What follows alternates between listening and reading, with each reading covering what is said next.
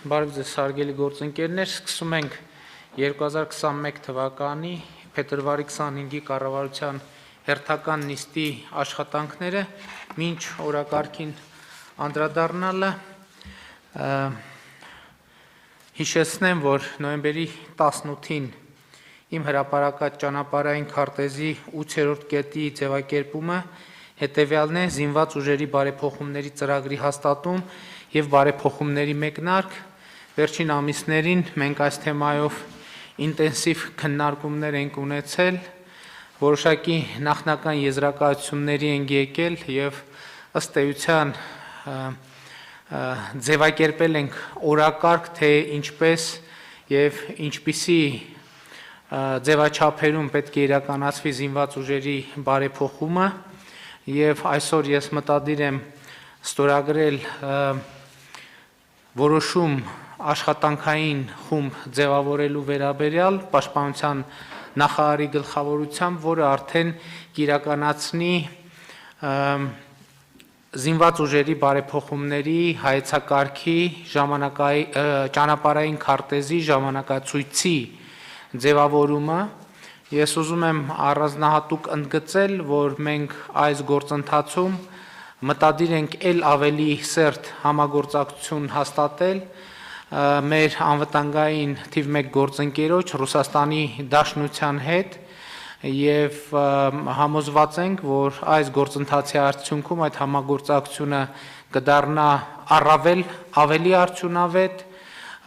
անվտանգային ոլորտում, ռազմական համագործակցության ոլորտում եւ ռազմատեխնիկական համագործակցության ոլորտում եւ հույս ունեմ, որ մինչեւ ճանապարհային քարտեզի ամփոփման ամսաթիվը մենք այս հայեցակարգային աշխատանքի առնվազն, եթե ոչ ամբողջությամբ, այլ առնվազն մեծ մասը իրականություն կդարձնենք եւ գործնականում արդեն կսկսենք ձեռք բերված պայմանավորվածությունների ի կատարածումը, որոշումների իրագործումը։ Սա որպես նախաբան եւս մեկ արձանագրում եմ ուզում անել, դուք տեղյակ եք, որ մի նաեւ ռազմատեխնիկական ոլորտի հետ կապված ոչ այնքան հաճելի միջադեպ է տեղի ունեցել, երբ Աբու Դաբիում տեղի ունեցող ցուցահանդեսի, ռազմատեխնիկական ցուցահանդեսի մեր մասնակցության ձևաչափի հետ կապված եւ ցուցանմուշների տեղ հասցնելու հետ կապված որոշակի խնդիրներ են առաջացել, ես ուզում եմ ասել այդ կապակցությամբ նշանակել եմ ծառայողական քննություն եւ ծառայողական քննության արդյունքներով պատասխանատուները ի հայտ կբերվեն եւ պատասխանատվության կկանչվեն, որովհետեւ եթե պարզվի, որ իհարկե մեր պաշտոնյաները որևէ անելիքի մեջ թերացել են։ Այսքանը որպես նախաբան, այժմ ես առաջարկում եմ հաստատել այսօրվա նիստի օրակարգը, օրակարգի վերաբերյալ առաջարկություններ, դիտողություններ չկա, ըստ այդմ օրակարգը համեցեք, պարոն Այվազյան։ Առաջարկում եմ օրակարգի 24-րդ կետը լրամշակման նպատակով մեկ շաբաթյա ժամկետով հետաձգել։ Գաղտնի կետի մասին է խոսքը, ինչ Վարչապետ, կարող է տեխնիկական շտկման կարիք լինի եւ որևէ խնդիր չլինի, եթե նման համաձայնության կան արտաքին գործերի նախարարության հետ, կարծում եմ հենց այս նիստով կարելի է պայմանական անցկացնել որոշակի շտկում, եթե տեսնենք խնդիր կա, կբերենք հաջորդ նիստին։ Համաձայն եք այս տրամաբանությամբ, պարոն Այվազյան։ Շատ լավ։ Այլ չկա, ըստ այդմ դրում եք քվեարկության, ովքեր են կողմ օրակարգի հաստատմանը։ Դեմ չունենք, օրակարգը հաստատված է, քննարկում ենք չզեկուցվող հարցերի փաթեթը, փաթեթի վերաբերյալ առաջարկություններ, դիտողություններ, համեցեք, պարոն Քերոբյան։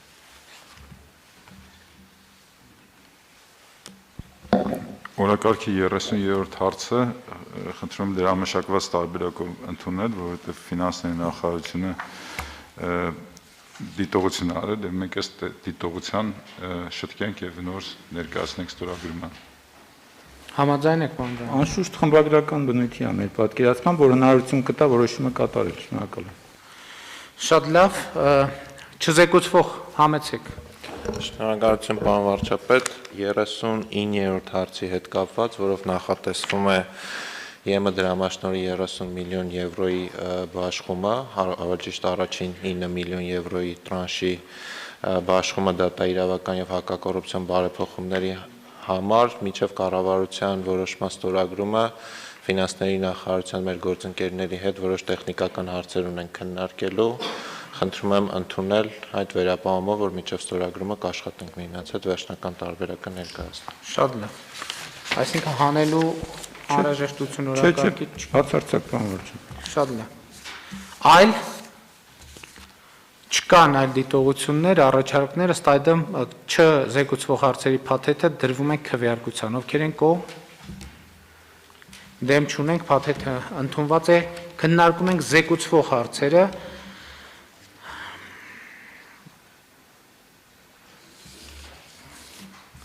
Հարց համար 7 Հայաստանի Հանրապետության կառավարության 2015 թվականի մայիսի 27-ի համար 568 ն որոշման մեջ փոփոխություն եւ լրացումներ կատարելու մասին հարցը զեկուցող առողջապահության նախարար Անահիտ Ավանեսյան։ Խնդրեմ Տիկին Ավանեսյան։ Շնորհակալություն պարոն վարչապետ, հարգելի գործընկերներ, հաշվի առնելով հետպատերազմյան շրջանում որդեգրույս ծրողների կրկին զավակ ունենալու ցանկությունը եւ այդ հարցում պետական աջակցություն տրամադրելու կարեւորությունը նախագծով սահմանվել է շահառուների նոր խումբ եւ նրանց համար վերացվել են գործող որոշմամբ սահմանված հիմնական եւ լրացուցիչ պահանջները։ Հնարավորություն տալով Արցախյան պատերազմի ընթացքում որդեգրույս ծնողներին ցանկության եւ բժշկական հակացությունների բացակայության դեպքում օգտվելու վերարտադրողական օժանդակ տեխնոլոգիաներով մատուցվող ծառայություններից։ Սույն որոշմամբ պատերազմի ընթացքում եւ դրա ավարտից հետո մարտական գործողություններին մասնակցության հետ կապված պատճառահետևանքային կապով զոհված որդու ծնողների համար չեն գործի անզավակ լինելու, օրենքով սահմանված կարգով քկակ մարմիններում գրանցված լինելու եւ կնոջ 42 տարեկանը լրացած չլինելու հիմնական պահանջները, որոնք որ գործող որոշմամբ առկա են։ Այսպիսով այս նախագծով հնարավորություն կընձեռնվի, որպիսի որդեգրույս ծնողները եւս մեկ անգամ հնարավորություն ունենան այս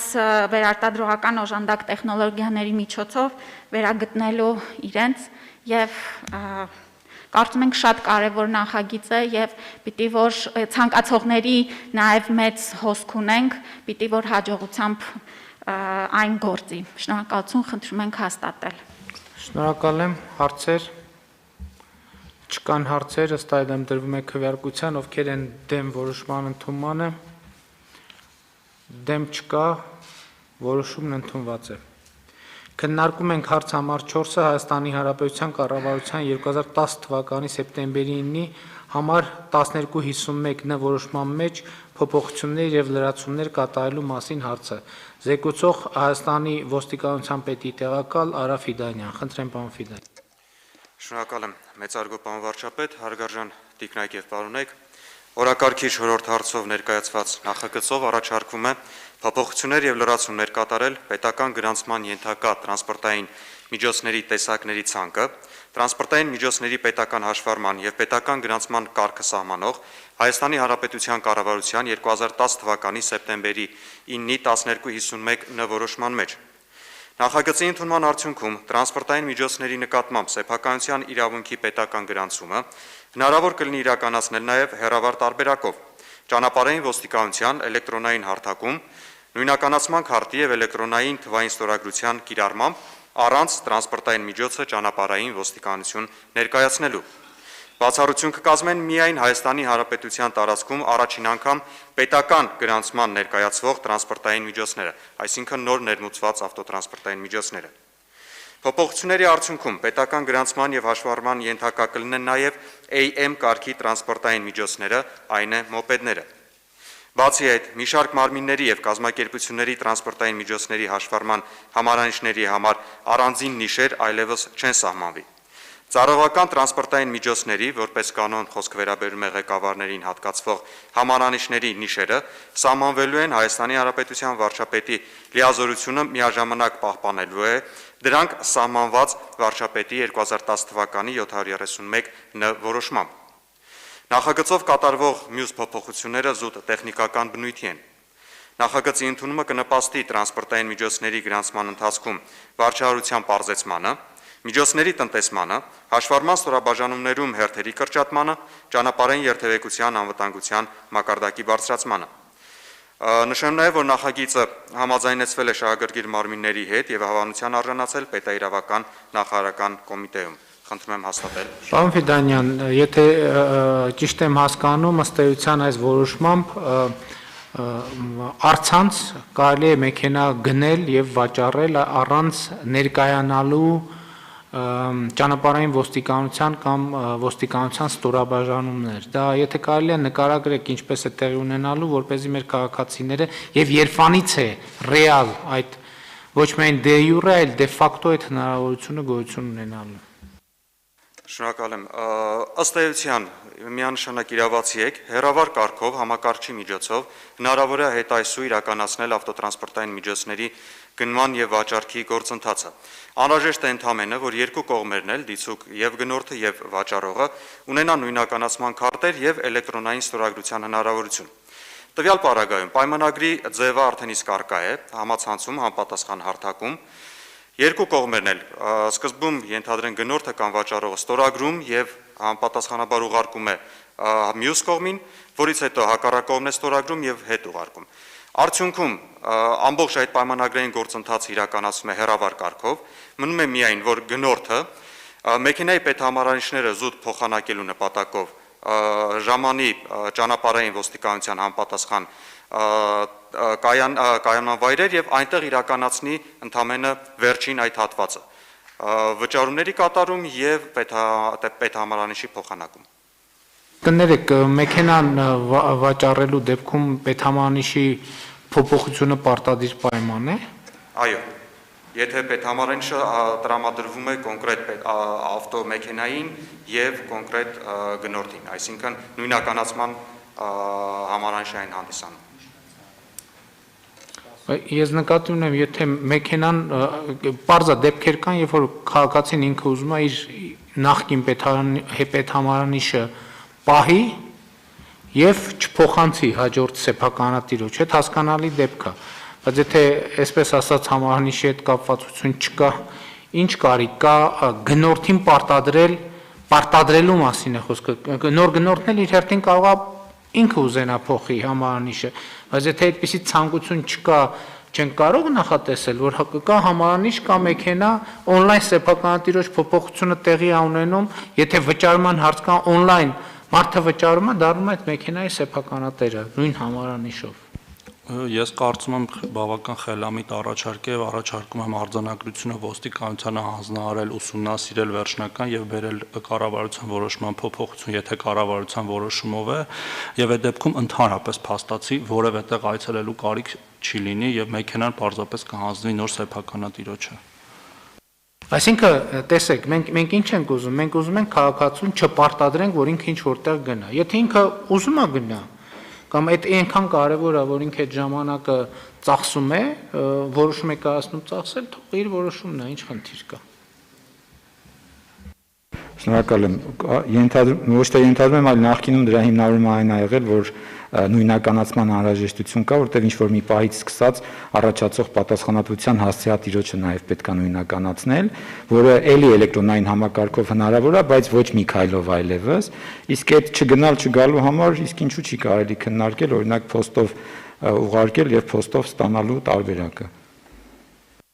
Այլ է տարբերակ, բայց եթե կա նույնականացման քարտ, կա գործարք, որը գրանցվում է բոլոր այն ատյաններում, որոնք պետքա դրա մասին տեղեկանան, եւ հետեւաբար նաեւ պատասխանատվությունն է փոխանցվում, մարդուն տեղից տեղ տանելու իմաստը որն է, ել չեմ ասում, իսկապես այդ հնարավորությունն էլ կա, որ եթե կա հնարավորություն, որ ինչ որ բան ստանալ եւ ինչ որ բան ուղարկել փոստով,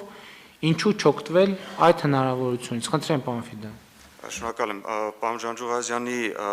հիշատակածը միանշանակ տեղին է։ Հենց այդ նախկինում այդպես էլ գործում էր, այսինքն պետհամարանիշը կարող էր մեկ տիրոջից, սեփականատիրոջից փոխանցվել մեկ այլ սեփականատիրոջը։ Սակայն այստեղ վրա էր հասնում հենց տուժերի հետ կապված խնդիրը։ Ինչու որովհետև նույն պետհամարանիշի հետ կապված հիմնականում տուժերը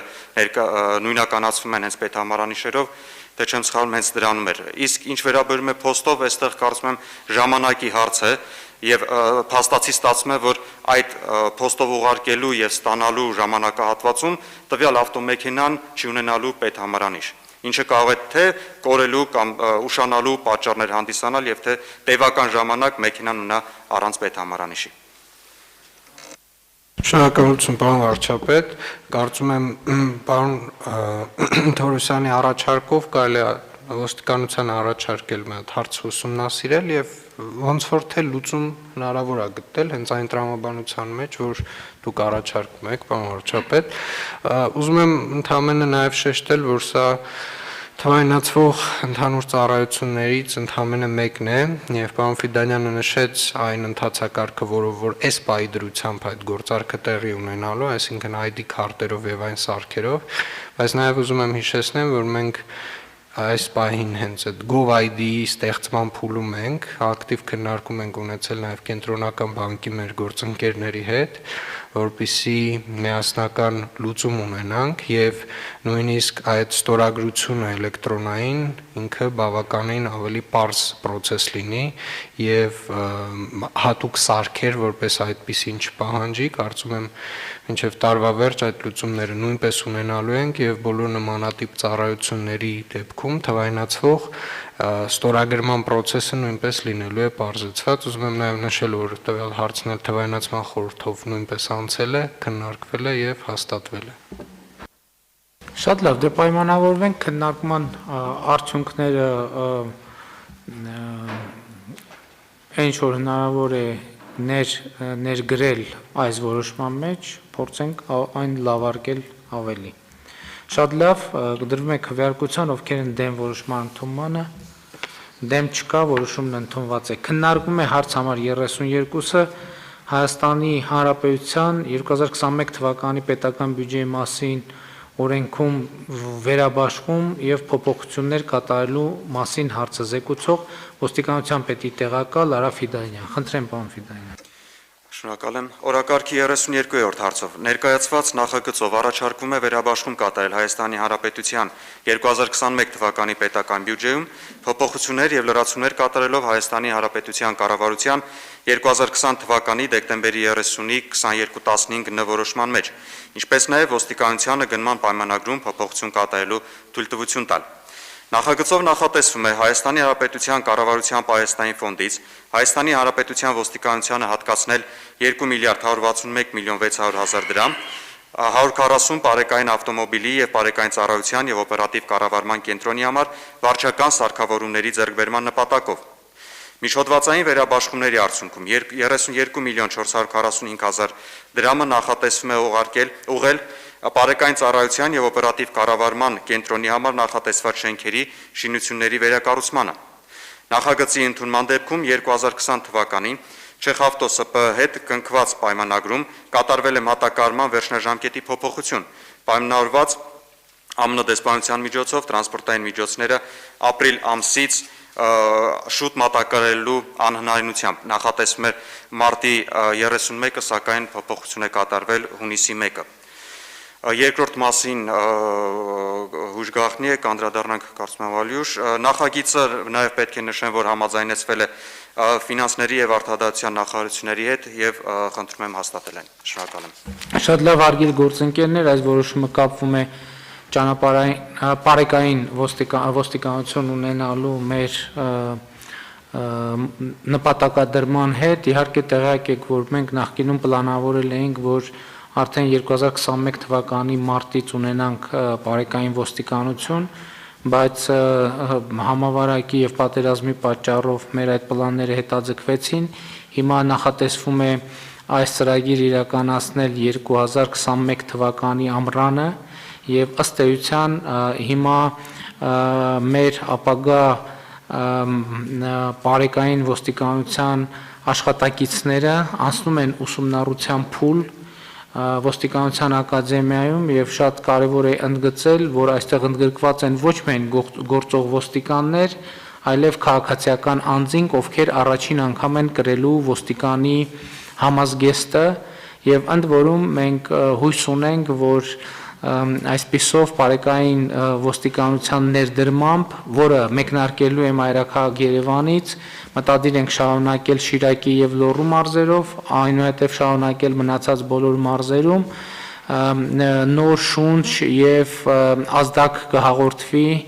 ընդհանրապես ոստիկանության բարեփոխումների գործընթացին, ուզում եմ տեղեկացնել, որ լինելու է ըստ էության լինելու են նոր ավտոմեքենաներ, լինելու են նոր դիզայն, նոր ձևավորում, համենայն դեպս եթե ավելի հանկարծ բարձվի ավելի լավ դիզայն չենք կարողանում գտնել, բայց կաշխատենք կգտնենք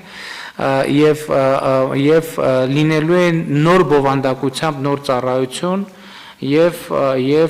նաեւ պետք է ասել, որ բարեկային ոստիկանությունում նաեւ ավելի բարձր աշխատավարձ սահմանելու որոշում ենք կայացրել եւ հույս ունենք, որ այս գործընթացում, որը պիտի շարունակվի մարզերում, ոչ միայն գործող ոստիկանները, այլև քաղաքացիական անձինք որոշում կայացնեն եւ այս ծառայության մեջ ներգրավելու քայլ կկատարեն։ Հարցեր չկան ըստ էության մենք վերջին անգամ 2 օր առաջ ենք քննարկել, փաստորեն ստացվում է, որ ֆինանսա, տնտեսական, տեխնիկական հարցերը ամբողջությամբ լուծված են, մնում է, որ ժամանակին ըստ ժամանակացույցի իրագործվի ամեն ինչ, որպեսզի մենք կարողանանք մեր ծրագրերը իրագործել եւ հույս ունեմ, որ նաեւ դա նոր ծառայության ի հայտ գալը, նոր մթնոլորտ կբերի Մայրաքաղաքին եւ նաեւ օրենքի օրինականության նկատմամբ նոր մշակույթ կձևավորի։ Եթե այլ հարցեր չկան, հարցը դրվում է քվեարկության, ովքեր են դեմ որոշման ընդունմանը, դեմ չկա, որոշումն ընդունված է։ Քննարկում ենք հարց համար 35-ը Հայաստանի Հանրապետության կառավարության 2006 թվականի նոյեմբերի 16-ի 17:08-ն որոշման մեջ փոփոխություններ եւ լրացումներ կատարելու մասին հարցը զեկուցող տարածքային կառավարման եւ ենթակառուցվածքների նախարար Սուրեն Պապիկյան։ Խնդրեմ, պարոն Պապիկյան։ Շնորհակալություն, մեծարգո վարչապետ, հարգելի գործընկերներ, սուբվենցիոն ծրագրերի Երամյա արդյունքը ցույց է տալիս, որ յուրաքանչյուր տարի այն կարգում փոփոխությունների կարիք ունի եւ այս փոփոխությունները պայմանավորված են նախորդ տարիների մեր կատարողական ցուցանիշների, նաեւ պետության առաջնահերթությունների ու նաեւ համայնքներից եկող ազդակների հիման վրա։ Սույն նախագծով առաջարկվում է հստակեցնել սուբվենցիոն նախնական հայտերի հետ ներկայացվող տեխնիկական բնութագրերի պահանջները, քանի որ Հայաստանի Հանրապետության կառավարության թիվ 596 նվորոշմամբ հաստատված տեխնիկական առաջադրանքի ձևաչափում ներառված չեն այլ ոլորտների բնութագրերը ճանապարհների նորոգման, լուսավորության, գազամատակարարման, ջրամատակարարման մասով։ Հաշվի առնելով, որ ներկայումս առկա են համայնքներ, որտեղ ավականի չի գործում, հաշվի առնելով նախատեսվող համայնքների խոշորացման գործընթացները եւ այն, որ մի շարք ավականիների լիազորություններն ավարտվել են, իսկ նոր ընտրություններ արտակարգ եւ ռազմական դրության պայմաններում չեն անցկացվում, առաջարկվում է այն համայնքներում, որտեղ սահմանված կարգով չի ձևավորվել ավականի, որպես բացառություն այդ համայնքներում նույնպես հնարավորություն տալ իրականացնելու կենսական նշանակություն ունեցող ենթակառուցվածքների զարգացման ծրագրեր, համայնքների ենթակառուցվածքների զարգացման ուղղված սուբվենցիայի տրամադրման գործընթացում առանձնացնել համայնքային փողոցների սալապատման աշխատանքները, լրացնել նաև համայնքների գլխավոր հատակագծերի մշակման աշխատանքները եւ միաժամանակ փոխել համայնքային ճանապարհների ասֆալտապատման կառուցման եւ նորոգման, բազմաբնակարան շենքերի ընդհանուր բաժնային սեփականության տարրերի նորոգման ծրագրերով Հայաստանի Հանրապետության պետական բյուջեի համաֆինանսավորման չափաբաժինները։ Մասնավորապես էներգախնայողության ծրագիրը բազմաբնակարան շենքերի համար 50-ից 65%-ից իջեցնել 30-ից 45%, կառավարության համաֆինանսավորման մասնաբաժնի մասին է խոսքը, ասֆալտապատման ծրագրերը 45-ից 60%-ից իջեցնել 30-ից 45%, հաշվի առնելով հանգամանքը, որ ասֆալտապատման ծրագրերը բավականին ինտենսիվ են իրականացվում համայնքներում եւ մասնավորապես 2020 թվականին այն հատել է 150 կիլոմետրի սահմանը, մենք փորձում ենք նաեւ զբոսաշրջային որոշակի կոմպոնենտ հաղորդել դրան եւ շեշտադրումը կատարել տեղական հումքի, մասնավորապես տեղական քարի հիմքով սալարկման աշխատանքներին եւ ըստ այդմ այդ խրախուսելու համար սալապատման համար սահմանել 55-ից 70% պետական համաֆինանսավորում 55-ից 70% տատանումը եւ ընդհանրապես յուրաքանչյուր տատանում պայմանավորված է համայնքի մայրաքաղաքից հեռավորությունով, սահմանամերձ լինելով եւ մարզկենտրոնից հեռավորությամբ։ Նաեւ հաշվի առնելով, որ հողերի կատեգորիայի փոփոխության հետ կապված մշտապես խնդիրներ ենք ունենում եւ դա պայմանավորված է լինելու համայնքների գլխավոր հատակագծերի բացակայությամբ, մենք այս տարի որպես նորամուծություն հնարավորություն ենք ընձեռել համայնքներին, որ կարողանան սուբվենցիոն ծրագրերի միջոցով ունենալ գլխավոր հատակագծեր եւ դրա համար կառավարությունը պատրաստ է 40-ից 55% համաֆինանսավորել։ Եվ սուբվենցիոն ծրագրերի 2018-ից 20 թվականների փորձից ելնելով այս փոփոխությունները կատարվում են եւ ձևավորվում է մշտադիտարկման խումբ, որը մշտապես հետևելու է այս ցուցանիշների, այս փոփոխությունների նոր ցուցանիշների եւ 2022 թվականի համար արդեն նոր փոփոխություններ առաջարկելու ուղղությամբ խնդրում եմ հաստատել, սա շատ կարեւոր է մեր համայնքային ենթակառուցվածքների զարգացման համար։ Շնորհակալ եմ։ Շատ լավ, այստեղ որոշման կայացման դրդապատճառը հետևյալն է, նախ վերջին տարիներին մենք սուբվենցիաներով շատ ակտիվ աշխատեցինք եւ կարելի է արդյունավետ համարել այդ աշխատանքը ընդհանուր առմամբ, բայց հիմա մենք խնդիր ունենք նաեւ բովանդակային առումով բարձրացնել սուբվենցիոն ծրագրերի որակը եւ որոշակի, այսպես ասած, քաղաքական տարածքային զարգացման իմաստով քաղաքական ուղղորդում հաղորդել եւ նաեւ շատ կարեւոր եմ համարում նախկինում մենք խոսել ենք, որ ընդհանրապես գյուղական համայնքների կամ ավելի ճիշտ գյուղերի փողոցների բարեկարգման գործընթացը պետք է շատ ինտենսիվ տեղի ունենա, բայց մյուս կողմից մենք պետք է այնպես անենք, որ զուգահեռ այդ գյուղական կոլորիտը չտուժի, չկորի եւ այդ է պատճառը, որ մենք հիմա փորձում ենք այնպիսի խթաններ ստեղծել, որ ոչ միայն գյուղի փողոցները բարեկարգվեն, դրանք բարեկարգվեն որոշակի, այսպես ասած, գեղագիտական համատեքստում եւ իհարկե տեղական հումքի ավելի ընդլայնված օգտագործմամբ եւ հույս ունենք, որ մեր համայնքները առավել ակտիվ կարձագանքեն մեր այս ծրագրին։ Նախկինում էլ այս ծրագիրը եղել է, մենք փորձել ենք խթանել, բայց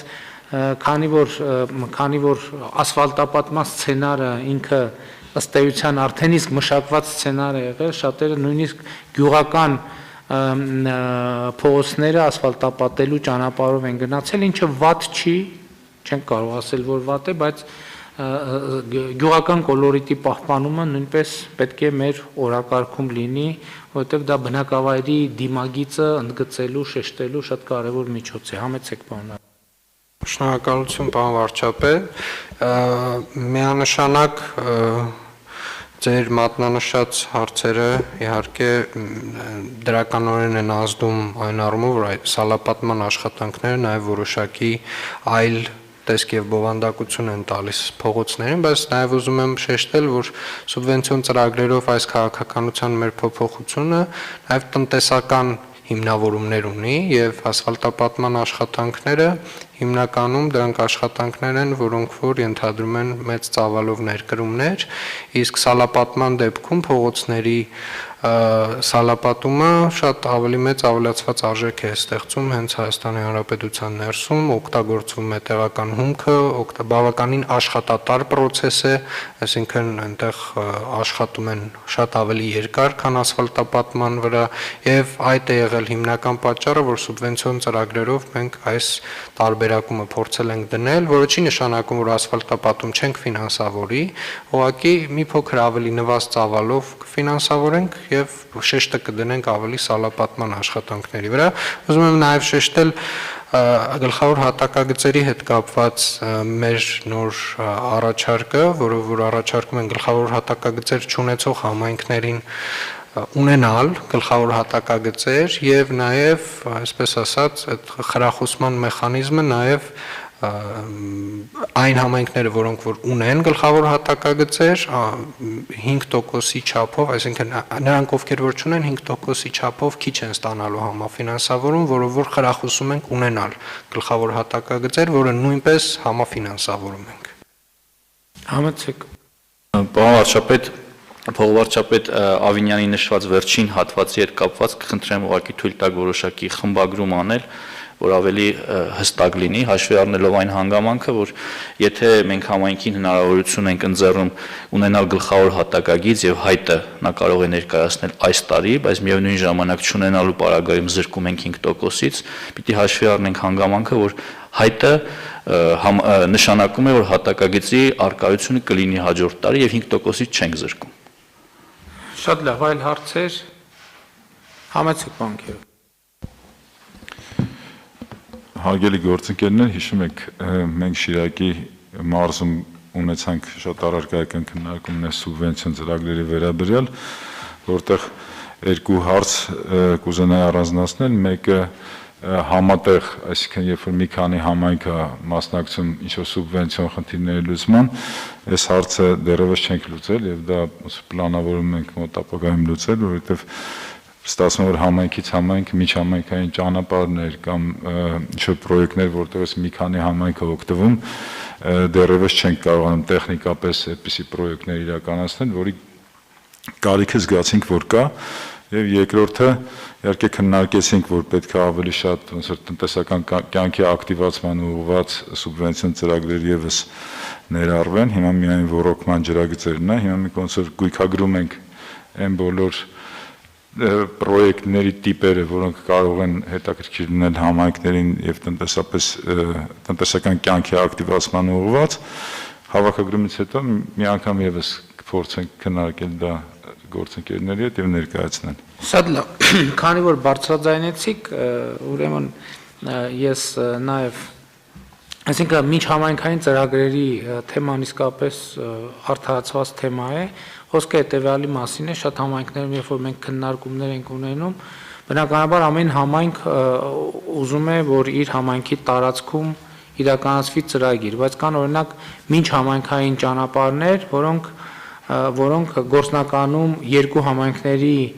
միավորված ջանքերով կառուցելու անհրաժեշտություն կա եւ համայնքների բնակիչներն նաեւ այսպիսի հարց են բարձրացրել մեր բոլորի ներկայությամբ, ասել են, որ փորձենք ավելի շատ չխթանենք օրինակ վարչական տարածքների նորոգումները սուբվենցիոն ծրագրերով, որովհետև ճիշտ է, ոչ ոք չի ասում, որ վարչական տարածքները պետք է անբարեկարգ լինեն, բայց համայնքների բնակիչները ցանկանում են, որ համենայն դեպս կառավարությունը որոշակի իրավական լծակներով այնպես անի, որ ավելի շատ ֆինանսավորվի ենթակառուցվածքային ծրագրերը, քան այդ կարգի նախագծերը։ Խնդրեմ բան մեկ ասելու բան Պապիկ։ Այո, պարոն վարչապետ, այն ինչ վերաբերում է մի քանի համայնքների համատեղ աշխատանքին, միավորված համայնքները խնդիրը հիմնականում կլուծեն, այսինքն հաշվի առնելով այն հանգամանքը, որ այս տարի այդ process-ը իր ավարտը կունենա, մենք մեծամասամբ այդ խնդիրը կլուծենք։ Այսինքն գոյություն ունեցող փոքր գյուղական համայնքները կլինեն մեկ ամբողջական համայնքի ներքո եւ նաեւ այդ ներքին խնդիրները կլուծվեն։ Մյուս հարցը, որ բարձրացվել է էկոնոմիկայի նախարարի կողմից օրվա կարգավորիչ ջրամբարներին է վերաբերում Շիրակի մարզի։ Այս պահին մենք ունենք շուրջ 34 նման ծրագրեր։ Ես արդեն ջրային կոմիտեին հանձնարարել եմ այն փոխանցել ձեր գերատեսչությանը եւ առաջիկայում կգտնենք ճանապարհներ այդ հարցերը կարգավորելու համար։ Շատ լավ։ Ըստ այդմ դրվում է քվեարկության հարց, ովքեր են դեմ որոշման ընդունմանը։ Դեմ չկա, որոշումն ընդունված է։ Քննարկում ենք հարց համար 40-ը Հայաստանի Հանրապետության կառավարության 2019 թվականի փետրվարի 8-ի համար 65 որոշմամբ հավանության արժանացած Հայաստանի Հանրապետության կառավարության ծրագրի 2020 թվականի կատարման ընթացքի եւ արդյունքների զեկույցի մասին հարցը զեկուցող փոխվարչապետ Մհեր Գրիգորյան։ Խնդրեմ, պարոն Գրիգորյան։ Շնորհակալություն, հարգելի պարոն վարչապետ, հարգելի գործընկերներ, համաձայն Հայաստանի Հանրապետության Սահմանադրության 156-րդ հոդվածի